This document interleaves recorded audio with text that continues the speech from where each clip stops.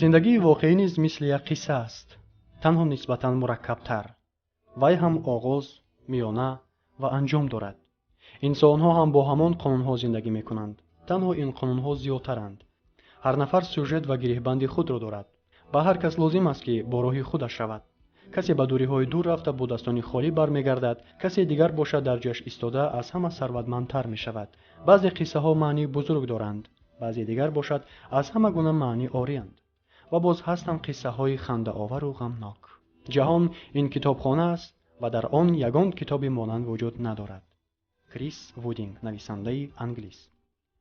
оре, дунё мисоли китобхонаи бузургеро мемонад ки дар он мо инсонҳо нақши як китобро дорем. бинандагони азиз, имрӯз мо дар бахши асарҳои хонданӣ дар бораи яке аз чунин қиссаҳои маъруф ва дӯстдоштанӣ, романи нависандаи англис Шарлотта Бронте Ҷен Эйр маълумот медиҳем.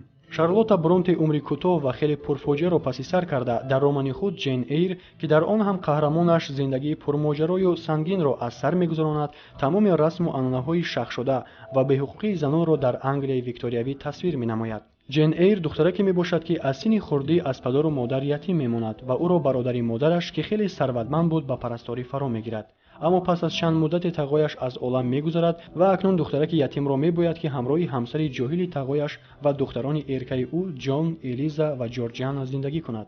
нақли роман аз 10-солагии Ҷен Эйр шурӯъ шуда, хонанда дар вақти мутолиа аз чӣ гуна одамони баду пулпараст будани ҳамсари тағояш хонум Сарарид ва рафтори беадолатонаи духтарони ӯ, чӣ тарз рӯзгори душвор доштани Ҷен Эйр дар ин оила, аз ба мактаби ятимонаи Ловуд омаданаш ва аз шиносоияш бо нафарони оқилу некхоҳ хонум Темпл ва Элен Бёрнс, аз чӣ тавр шароити нохубу гарон доштани ятимхонаи Ловуд, давоми 8 соли истоданаш он ҷо ва хуруҷи бемории тиф миёни духтарбачагони ятимхона огоҳ мешавад. дар айни замон гирифтор шудан ва фавти дӯсти азизаш Элен Бёрнс рӯи дастонаш дар хуруҷи бемории тиф Ҷен Эйро боз ҳам барои расидан ба ҳадафаш устувортар мегардонад.